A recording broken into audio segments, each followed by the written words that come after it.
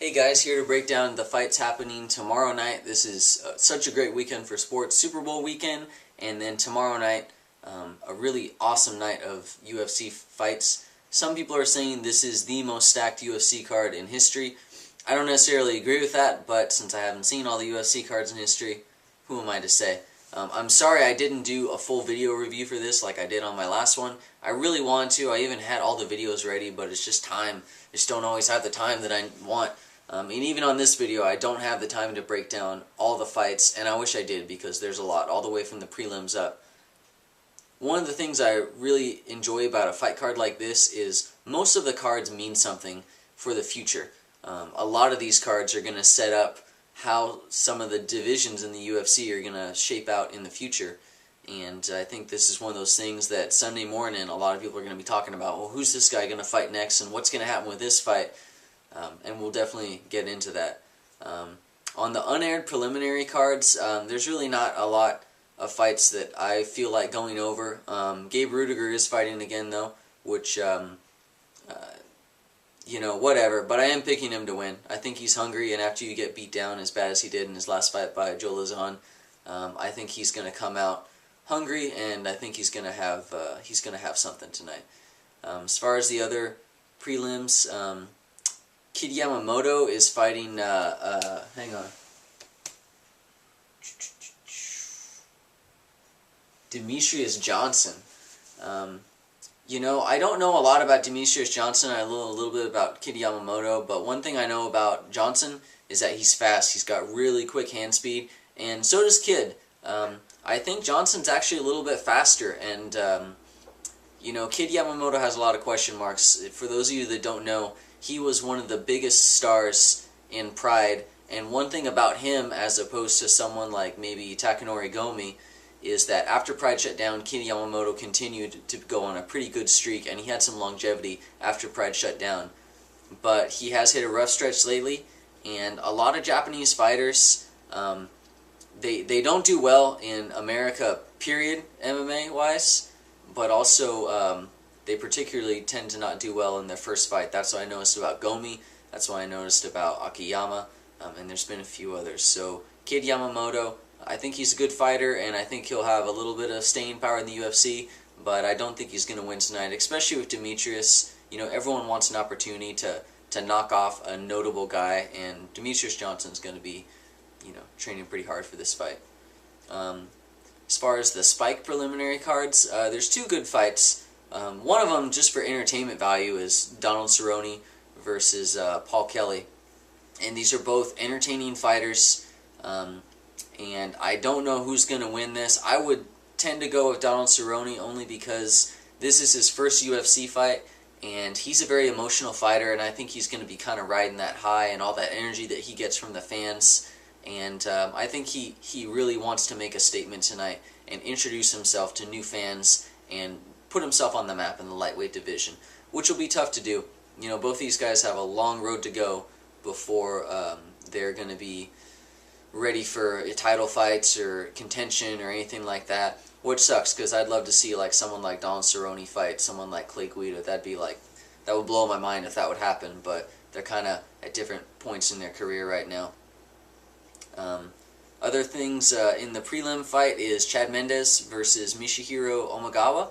And this is going to be a good fight because, if the winner of this fight can win convincingly, then they're really going to set themselves up for possibly the next featherweight title fight after Mark Hominick fights Jose Aldo. So for that sake, I hope this is a good fight. Chad Mendes is undefeated. He's 9-0, but, I think that he's had a fairly easy road up until his last 2, maybe 3 WEC fights.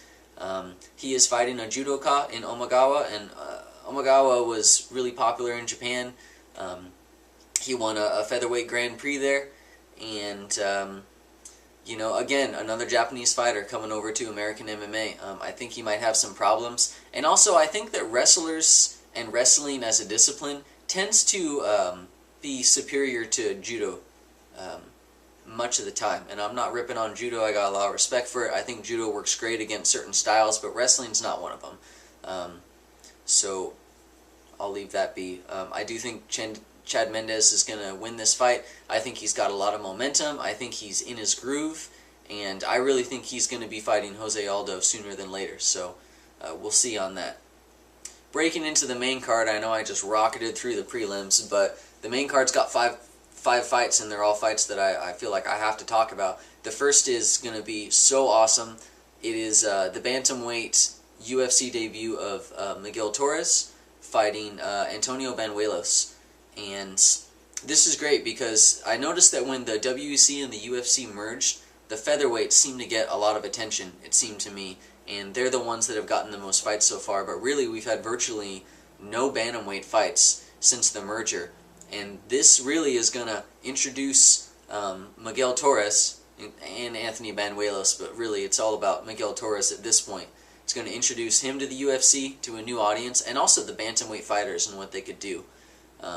Miguel Torres was, at one point, a lot of people thought he was the pound-for-pound best fighter in the world, and if you didn't, you had to have him in your top 10. Most people would have had him in their top 5 at one point. He's had a rough stretch lately, but he's only lost, I think, 3 fights in his MMA career. I think he's 38-3. And when you think about it, 38-3, that's a better record than someone like George St. Pierre. Doesn't necessarily mean he fought the same quality of opponents, but this guy's been around the block. He's still young. He's a fantastic grappler, and his striking is rumored to be getting a lot better under Firas Zahabi at the TriStar Gym. That's the same striking coach that George St. Pierre has.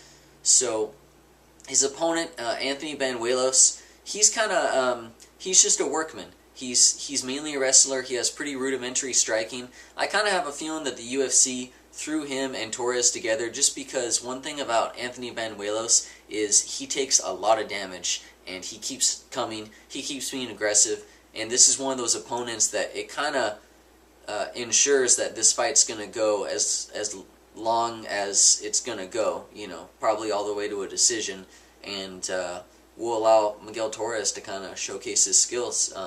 I think that he can end it with a submission. I don't think he can knock out Anthony Banuelos. I do think Miguel Torres is going to win this fight, and if Torres can recapture some of that momentum, I think that he should fight Uriah Faber next before Uriah Faber fights Dominic Cruz. So excited about that.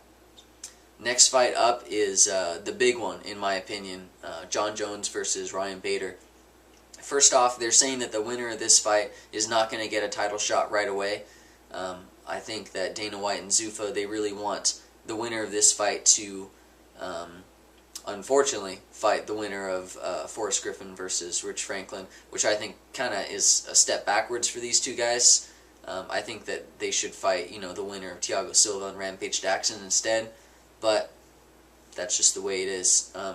The fight itself, I really think Jon Jones is going to run through Ryan Bader.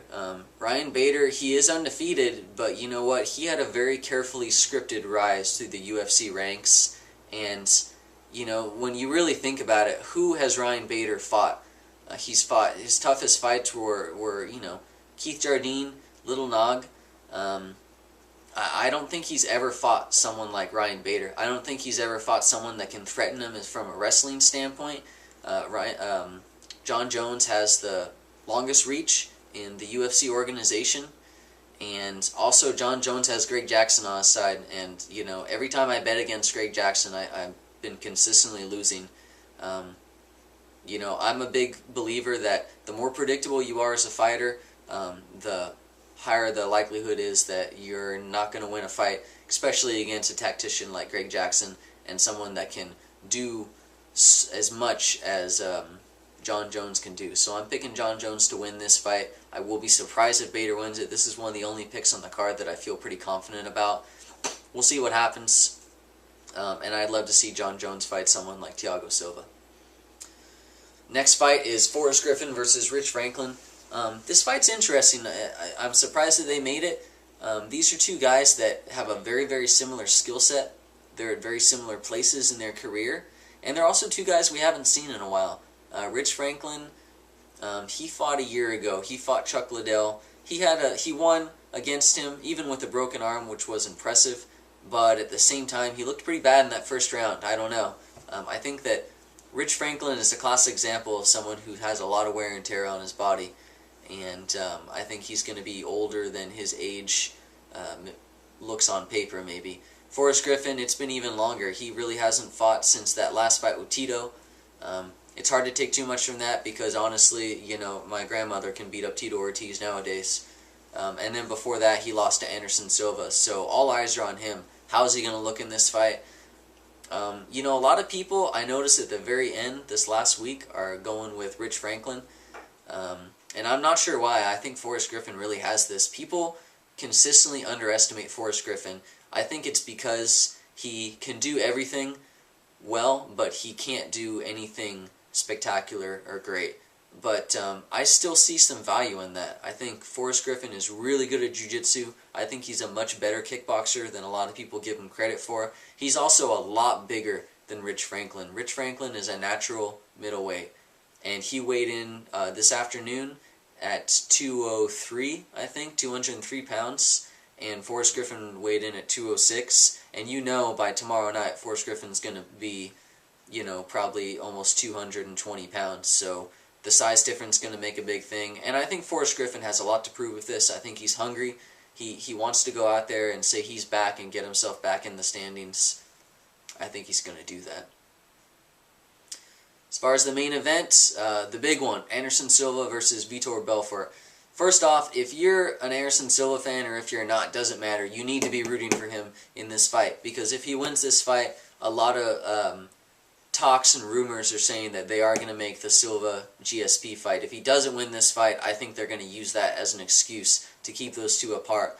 And Anderson Silva, he's almost 36. And, you know, really when people hit 40, they need to get out of the sport unless you're someone like Couture, maybe Matt Hughes.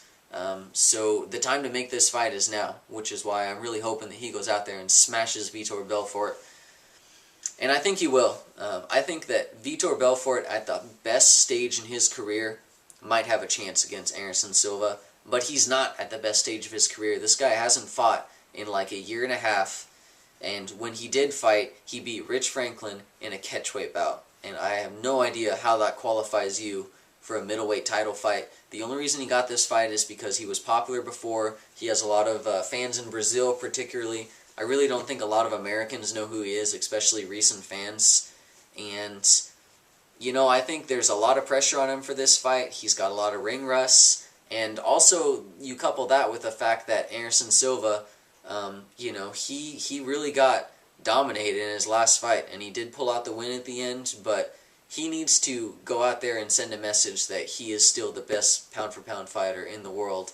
And he's going to go out and do that. On a purely stylistic scale, you know, Vitor Belfort is a really bad matchup to win against Anderson Silva, in the sense that Anderson Silva tends to do really well against aggressive fighters because he's a counterpuncher. And I said the same thing when he fought Forrest Griffin. A lot of people thought Forrest Griffin would do well in that fight, but I just know that the person who's going to beat Silva is going to be a wrestler. I'm 99% of the time. And I'm not saying that Vitor Belfort can't win, but I think if they fight 10 times, Anderson Silva is going to win 9 out of 10.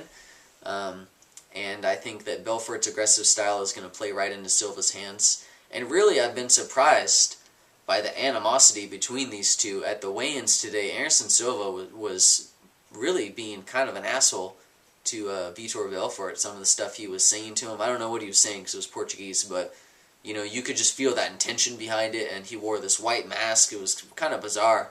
And I don't know, when the last time Silva did that was against Damian Maia, and he picked him apart. He didn't just destroy him, he humiliated him.